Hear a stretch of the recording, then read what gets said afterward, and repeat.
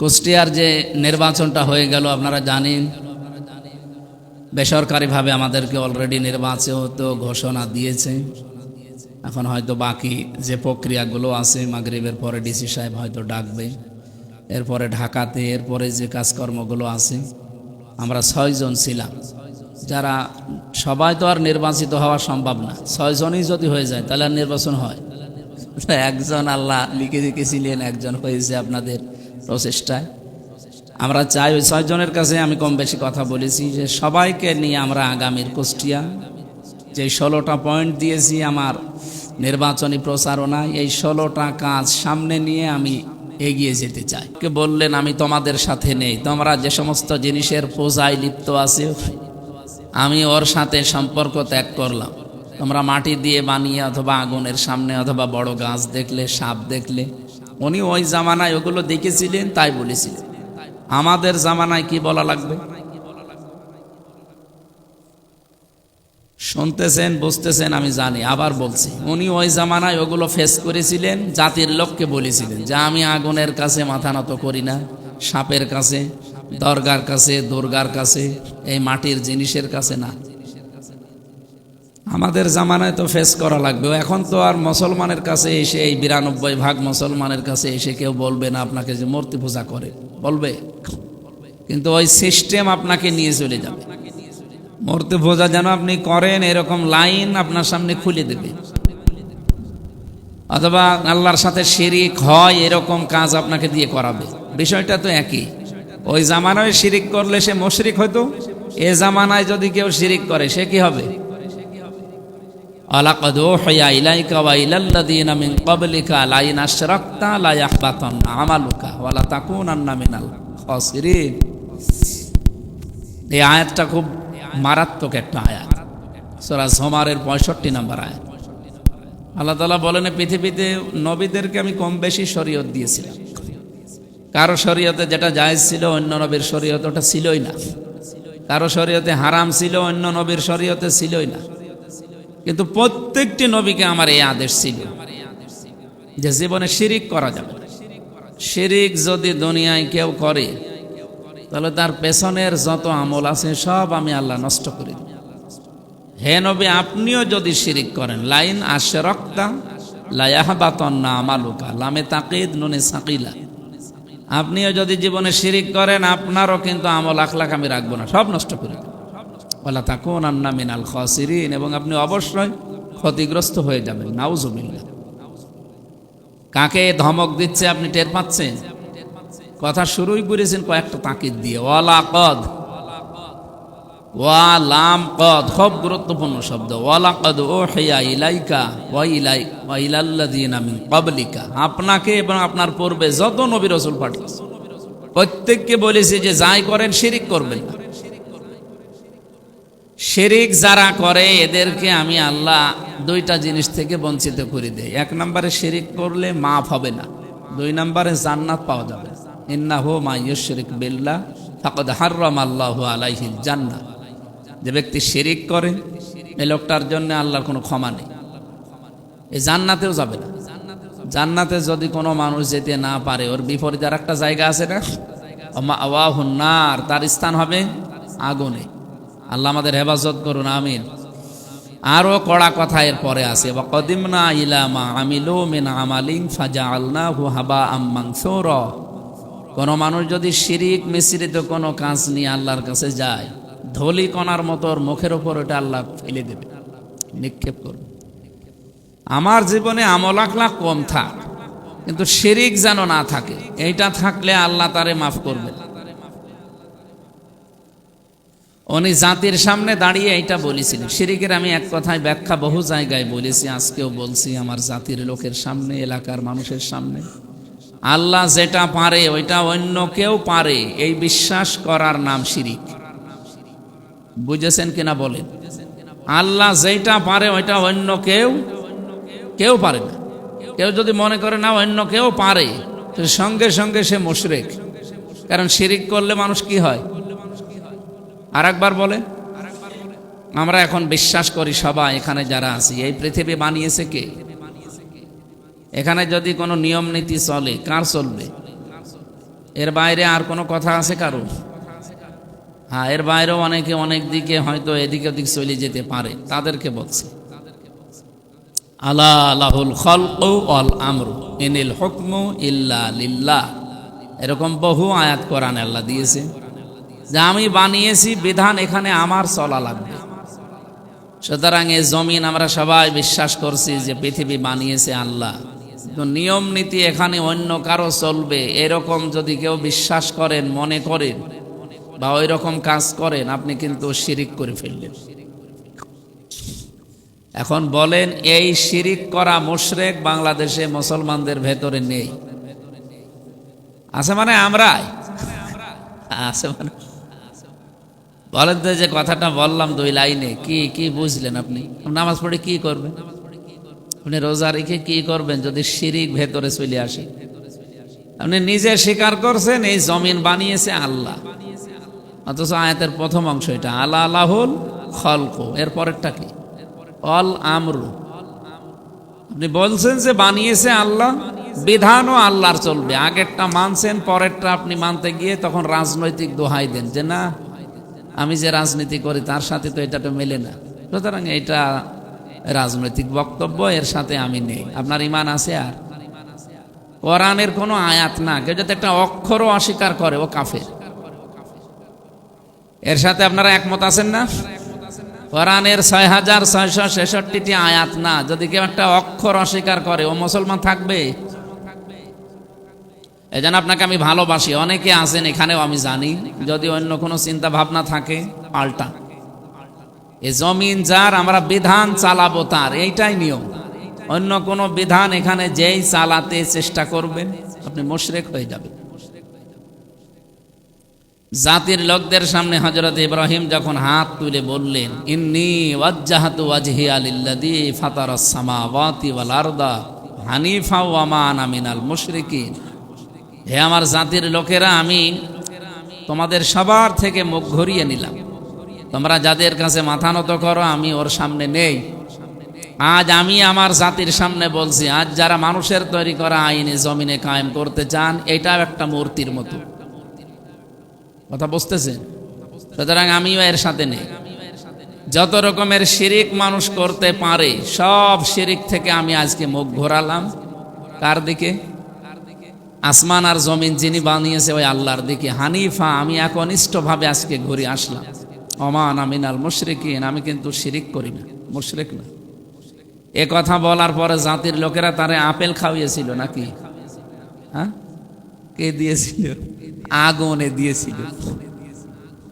তিনি জাতির লোকদেরকে বললেন, কাইফা আখাফু মা আশরাকতুম ওয়া লা তাখাফুনা আন্নাকুম আশরাকতুম বিল্লাহ মা লাম ইউনাজ্জিল বিহি আলাইকুম সুলতানা, যে তোমরা শিরিক করে ভয় পাও না আল্লাহর সাথে, আর আমি আল্লাহর পক্ষে কথা বলে ভয় পাবো। তার মানে অনেকে দমে গিয়েছিলেন। আমরা তো সেই ইব্রাহিমের সন্তান, আমরা কি দমে যাবো এবার? সুতরাং আমি একা হই, কোনো অসুবিধা নেই, কিন্তু আমি ইব্রাহিমের সন্তান হিসাবে ওইভাবে থাকা লাগবে। তাহলে উনি কি বললেন জাতির লোকদের কাছে, যে তোমরা আল্লাহর সাথে শিরিক করো বিভিন্ন জিনিসকে। এখনো শিরিক করা হচ্ছে আল্লাহর আইনের সাথে, আল্লাহর ক্ষমতার সাথে, আরো বিভিন্ন জিনিস। তো তোমরা এগুলো করে ভয় পাও না, আর আমি আল্লাহর পক্ষে কথা বলে ভয় পাবো, মানে আমার কোনো ভয় নেই। তোমাদের তো কোনো দলিল নেই, আর আমার দলিল আছে না।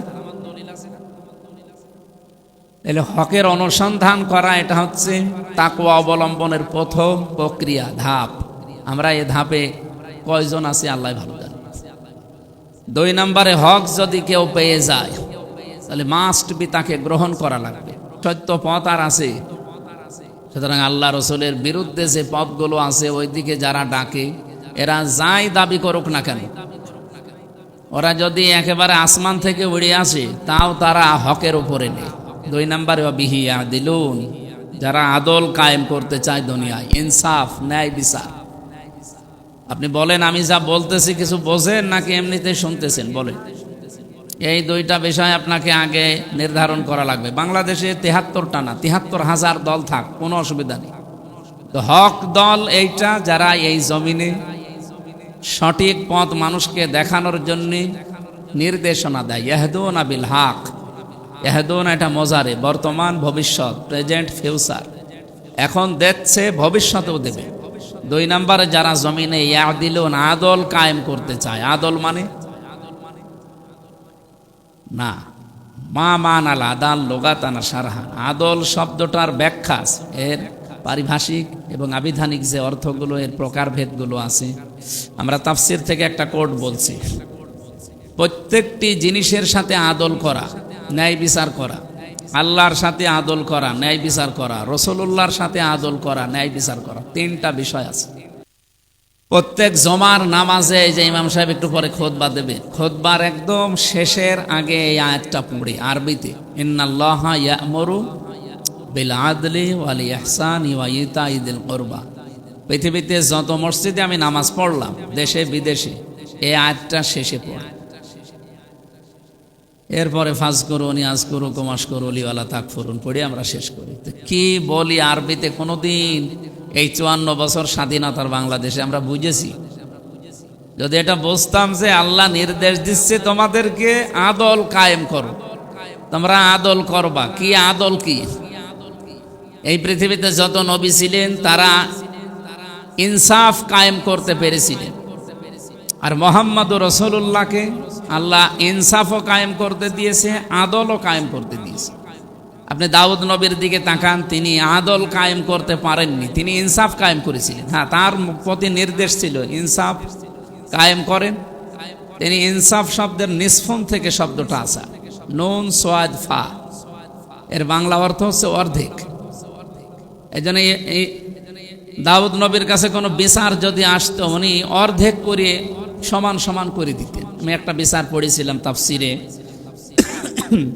এক মহিলার সন্তান নিয়ে ঝামেলা ছিল। ওনার কাছে আসার পরে উনি ভাগ করে জল্লাদকে বললেন যে 2 জন মাই যখন দাবি করছে যে সন্তান আমাদের, তখন আমি কি করি, এর মাঝখানে রাখো, একেবারে সমান সমান করে কেটে 2 জনকে ভাগ করে দাও। উনি আদল করেন নাই, ওই জায়গায় করেছিলেন ইনসাফ। কি করেছিলেন? কিন্তু আমাদের নবীকে আল্লাহ শুধু ইনসাফ কায়েম করে শেষ করেননি, উনি বলেছেন যে আপনাকে ন্যায় বিচার কায়েম করা লাগবে। আদল, আদলটা কি?